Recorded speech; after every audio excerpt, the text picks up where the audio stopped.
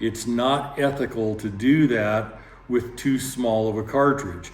You want to step up in cartridges, it becomes ethical to take shots that are questionable with a 270.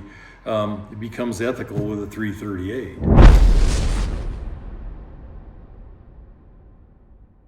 Hi folks, Tim Sundles here, and my beautiful wife Kim is filming on her iPhone, and I can probably get by without those. 270, not just the 270 Winchester, but other 270 cartridges is what we're going to discuss. And if you go to the cartridges, the biggest, most powerful, fastest 270 I own is the 270 Weatherby. And I've shot it quite a bit and worked with it quite a bit. It's an impressive cartridge. Then there's also the 270 Winchester short mag, which has some merit. It's a little bit hotter in terms, of powder capacity and therefore velocity than the 270 Winchester. So we've got the 270 Weatherby, 270 WSM, and the good old standby 270 Winchester. And then next to the 270 Winchester, for reference, I put a 280 Remington, which is a 280 Winchester necked up. The 270 bullet diameter is .277 inch, and the 7mm bullet diameter is .284 inch, so 7 thousandths bigger, not even a full caliber in bullet diameter. But it would be catastrophic if somebody chambered this in a long-throated 270 Winchester and pulled the trigger. I mean, you'd have a face grenade. So if my wife can film right down even with them, and you're probably even with them, you can see that on the 280, the shoulder is moved forward of the 270. And they move that shoulder forward, which creates more powder capacity slightly, but they did it so it wouldn't chamber in a 270. And of course, this is the 30-06. It's just here for comparison because most everybody knows what a 30-06 is. Maybe point out the shoulder so they understand in case they don't. Shoulder's right there. And you can see if you Let's get it from your angle. Okay, right. Shoulder's right there. But if you get back in front of them and get even with them, you can see that the shoulder is further up the case. Right back where you were on the 280, the shoulder is moved forward so that it can't chamber in a 270. Because that bigger bullet diameter, if you were able to chamber that in a long-throated 270 and pull the trigger, you would have a face grenade. Now the 30-06, if you'll notice, the 30-06, the 280 Remington, and the 270 Winchester are all made on the same case. All they did was neck the 30-06 case down to .284 inch for the 280, and they necked it down to .277 for the 270, and otherwise it's an .06. Now, there's some advantages to the 270 over the 30-06. 30-06 also has some advantages over the 270 depending on your use. And this is just something that I just keep repeating. Cartridges and the bullets you choose to propel in that cartridge or from that casing need to be purpose designed. If you just want something to go bang, just buy any ammo, it'll go bang. But if you want it to do a job, you need to choose a purpose. That job, you need to choose the bullet for that purpose, because in the end, it's the bullet doing the work. I mean, when that bullet leaves your barrel, the whole shooting match, pardon the pun, is dependent on the bullet. So all you Underwood fans, oh shit. as long as it goes bang, just hope it doesn't go bang and blow up in your face. Okay, so let's start with the biggest, baddest, fastest of the bunch, the 270 Weatherby, and thank you, Roy Weatherby. This is an original high-tech specialties rifle that Richard, what was his name? Gosh, I knew him so well. Anyway, Richard, the guy that started the original high-tech specialties, built this one for me. And he would always Swiss cheese the bolts to save a few ounces of weight. And he didn't flute the bolts like most people because he claimed that you could get a pine needle to lay in the flutes or a little stick to lay in the flutes, and then that would interfere with the function of your action. So he Swiss cheesed them. And he's probably right. And then he middle turned the action out because you don't need all that steel right in the middle of the action. And so he really made the action lightweight. You know, he'd go without a floor plate, that saves weight. He would put an aluminum bolt shroud back here, that saves weight.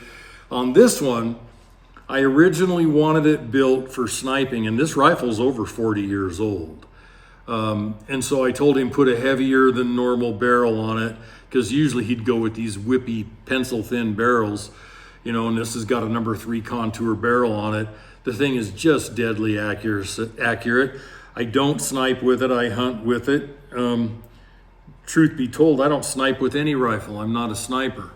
But if I want to put the right optics on this, it's very, very capable of, you know, of being a 1,000-meter sniper gun. Really like the rifle, used it a lot.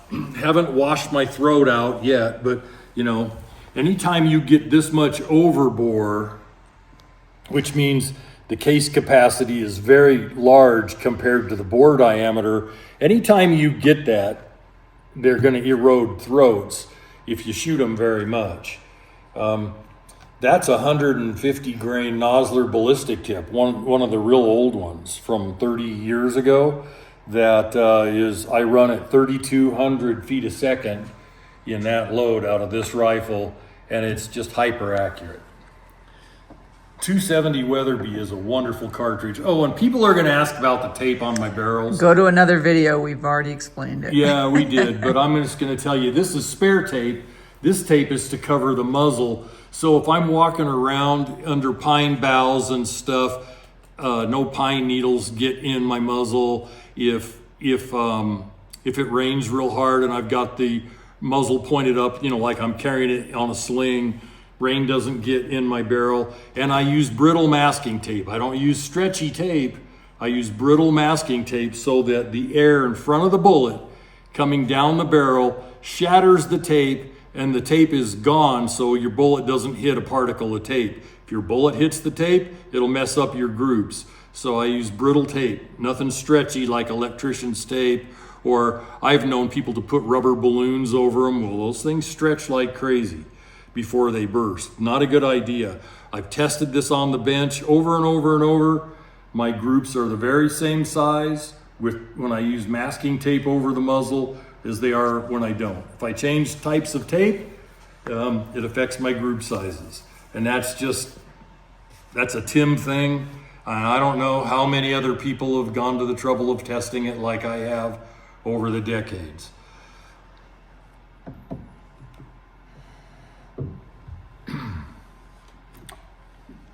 .270 Winchester short mag. Went ahead and had a slim barrel put on this. I wanted it as a mountain rifle. This is a Kimber action, a Kimber 8400. I bought 12 or 13 Kimbers and had to rebarrel 9 of them because they just wouldn't shoot. And you know, there's nothing quite as nice as the controlled round feed Kimber action. They're a thing of beauty, but most of their rifles just wouldn't shoot. Hill Country Rifle rebuilt this with a good stock and a good barrel, and now it shoots. Now it's a really nice rifle. The .270 Winchester short mag is a cool cartridge. It has just a little more velocity than, you know, and it's right here. difference. The 270 Winchester short mag has just a little more velocity if you load them to max than the 270 Winchester, which is right there. Just, you can build it on a short action is all. Whereas the 270 Winchester is a standard action, you know, same thing the .6 takes. Okay, here's a Howa 1500. Again, you know, Howas are really just Tikas. And I very rarely see a Howa. I mean, they're a less expensive rifle. I very rarely see one that doesn't shoot well with the right load. And with each one of these rifles, I've had to develop a certain load to make them shoot. And so, you know, if you buy factory ammo, it's always a crapshoot. You might get a factory load that your rifle really likes, and it might shoot, you know, way under minute of angle. But I would say 8 times out of 10, to get minute of angle or better accuracy out of a hunting weight rifle, I have to tweak the loads. And that's how I learned so much about ammo is by doing this. And our factory 270 ammo is really slick stuff. And I'm going to talk a little bit about the utility of the 270. I'm going to go to this one. I'll get back to this one in a second. Here's another Richard Scott, that's his last name, Scott, from the original High Tech Specialties. Here's another super lightweight 270 he built for me, only with, you know, a real thin barrel. The thing is hyper accurate, and it's something I can carry all over the mountains and use. In fact, I believe Kim's last mule deer was shot with this rifle. Going back a few years. Here's what I like about the 270 Winchester. Since it's an .6 case necked down, you know, you've got a fairly small bullet for all that powder capacity, so they're fast. And the standard bullet weight for the 270 for years and years was 130 grain bullet. Standard for an .6 would be 165s to 180s, and standard for the 280 or the 7 mag would be 140 grains. Well, this little 130 grain, that's a Barnes tip triple shock, penetrates so good. It moves out of these little 22-inch barrels at 3,000 feet a second, shoots well under a minute of angle. I mean, wonderful accuracy. And that bullet is good for elk, you know, because it's a stiff bullet that penetrates deep.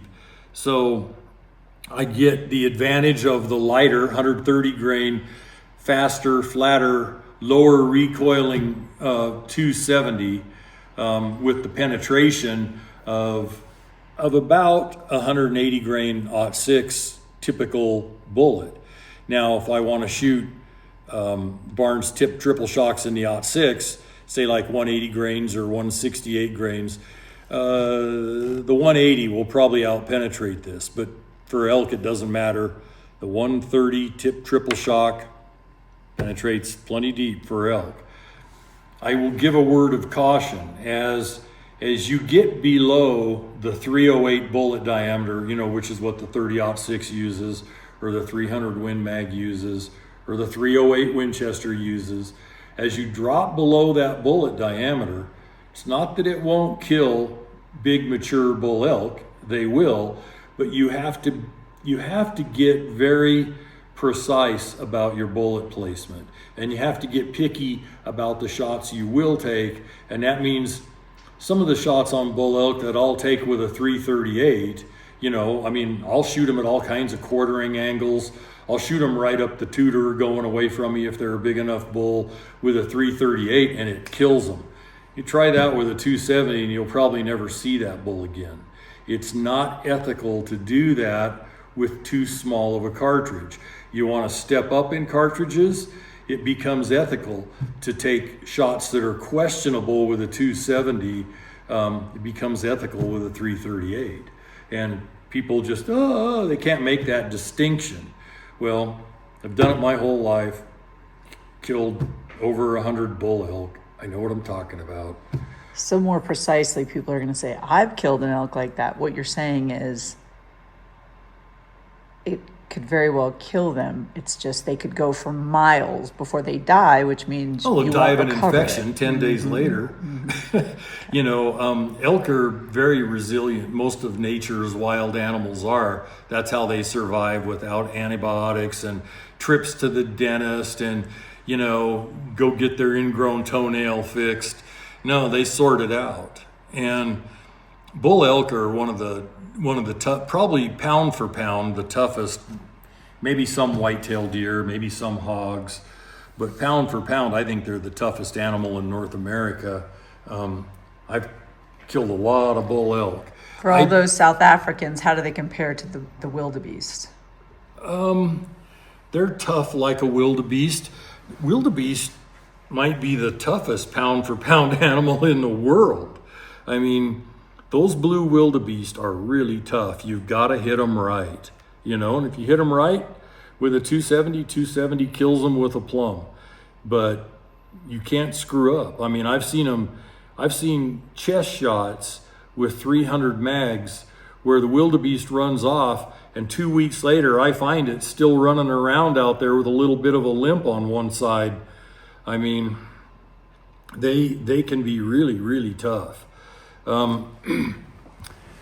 If I had to pick any one of the 270s here, and I haven't shown them to you all yet, it's probably this one. I used this thing for a lot of years. Kim uses it now. I had the length of pull shortened for her shorter arms, and if she's going to use a 270, she uses it. Just the lack of recoil, the high velocity. I mean, in my mind, they're the perfect mule deer cartridge, and they suffice as an elk cartridge, provided you use a stiff bullet and put it in the right place. A lot of women shoot 270s, and I was actually shocked at how popular the 270 Winchester is in South Africa. It seems like everybody's got one. Chris, this video's for you. All the shit Tim gives you. Chris Yonker, our manager over there, has a 270, and I'm always giving him crap about it. And truth be known, if I had to pick between the 270 and the 30-06 to hunt everything in North America, I'd definitely take the 06. The 06 shoots almost as flat with the right loads, and if I want to go hunt brown bear, I can load 180 to 200 grain stiff bullets in the 30-06 and kill brown bear with them all day long. So, and that would include 1,700 pound moose, elk. It's just a better elk cartridge and moose cartridge than the 270. Will the 270 get it done? Yeah, no problem. You just got to know what you're doing with your choice of bullet and where you put that bullet. This is one of the Winchester featherweight super grades. It's just a factory rifle. You know, they came with real engraving and gold inlay, and, you know, they were supposed to be the neatest thing since sliced cheese. This one has mediocre accuracy, definitely good enough to go out and hunt with. I have always been a fan of the German styling, you know, on these featherweights, the real slim forearm, the schnabel, and, you know, the shorter 22-inch barrel. I like 270s with 22-inch barrels. They handle so nice. In some ways, they deserve a 24-inch barrel, but most of mine have 22s. Anyway, someday I'll take this thing out and hunt with it. All I've done is use it as a test rifle quite a bit, sit at the bench and work on loads with it. I sure like it. I sure think it's pretty. Okay. In every man's life, there must come a piece of shit from time to time. This is one of the Merkels. I even forget what model number they call this, but one of the single shot Merkels that I never could get it to shoot. No matter what I did, I know all the bench rest tricks. I know everything it takes to get a rifle to shoot. So I dropped a bore scope down the bore. I bought this new at Cabela's. I dropped a bore scope down the bore, and this thing, rough bores doesn't generally or always mean poor accuracy versus a smooth bore. There's so much at play, and by smooth bore I mean smooth riflings, no tooling marks, no machine marks. This thing has machine marks from hell. This thing is just a flat out defective barrel. I tried to get Merkel to make good on it. Merkel wouldn't make good on it. They told me I had shot it too much. Well, that's funny because I've never even had it out of the factory. I just shoot it on the bench. It's probably got less than 200 rounds. I gave up. It's got the roughest, crappiest bore I've ever seen on a production rifle, and this was not a cheap rifle. I finally just gave up on it. I gave up on Merkel. I took the scope off this thing, and I really need to have it rebored into a 284, a 280 Remington. There's just enough meat in the barrel to open that up to 284, which isn't much bigger than 277, and have the barrel done right. And if I ever find a company that's doing really good rebore jobs on barrels, I will have it done. This thing's just an expensive rifle that is a total piece of trash. Thanks, Merkel. Thanks for not wanting to take care of it. Thanks for your warranty department being as shitty as your barrel is on the rifle, or worse. And okay, you send bad product out, you'll hear about it later. This is just a Remington Model 700, just an out-of-the-box Remington with loopholed bases on it. The thing about these things, cheap, and generally they work. This one works. Remington Model 700s have a habit of shooting good, and there's nothing deluxe about it. There's nothing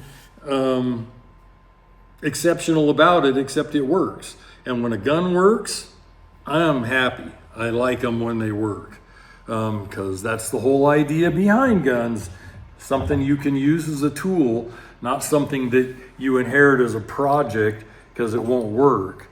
Folks, the 270 Winchester is just a delightful cartridge.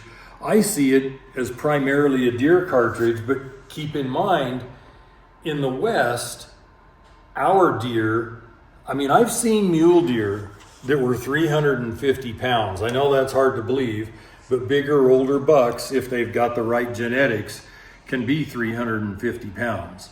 And, so for stuff in that range, it's a great cartridge. It's a good black bear cartridge. And it suffices as an elk cartridge. It's overpowered for antelope, but almost everything is. Most antelope, the best thing you could hunt them with would be a 243 with long, sleek bullets and a fast twist barrel, because they're just a small-bodied, fragile, animal.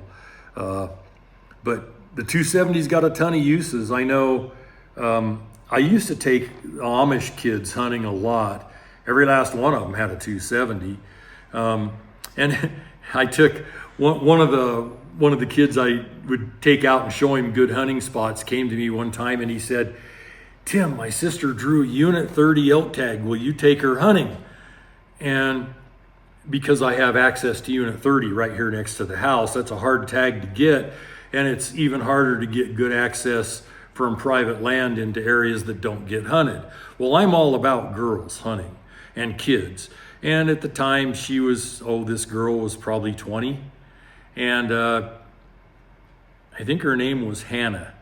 So I said, sure, yeah, bring her on out. I'll take her hunting opening day elk season. So both the brothers show up with Hannah. They're not letting me go out in the woods alone with Hannah. Okay, so both the brothers, her bodyguards, show up, and so I'm taking the 3 of them hunting.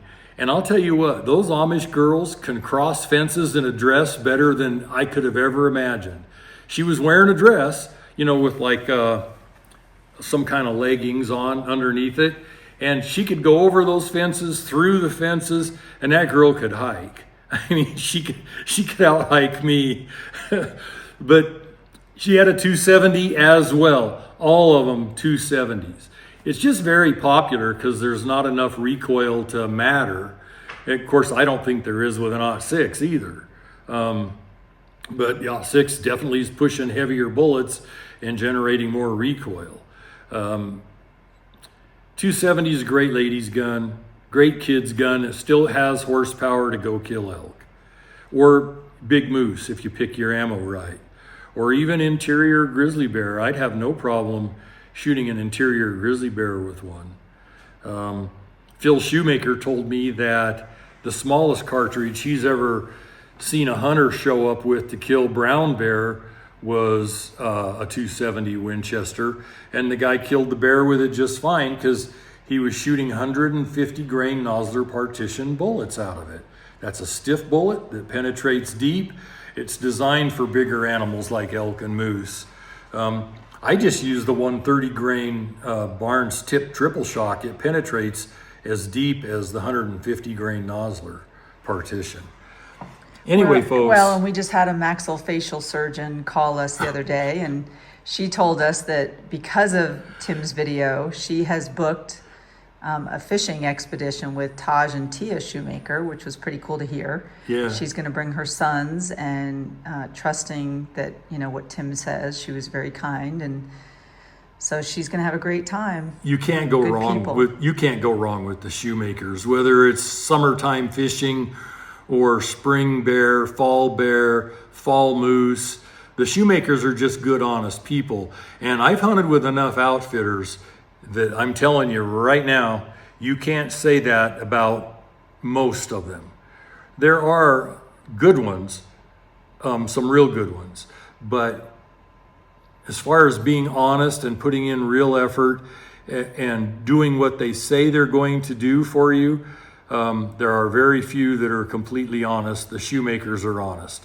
And their outfitting is called Grizzly Skins of Alaska, I think, Yeah, correct? Grizzly Skins of Alaska. They're all pilots. They're all outfitters. I mean, they do the whole deal. Yeah, they were raised in the bush. Phil, who was a Vietnam sniper, when he got married, got out of Vietnam and got married, he moved up to Alaska with his wife, lived in the bush, and created a family.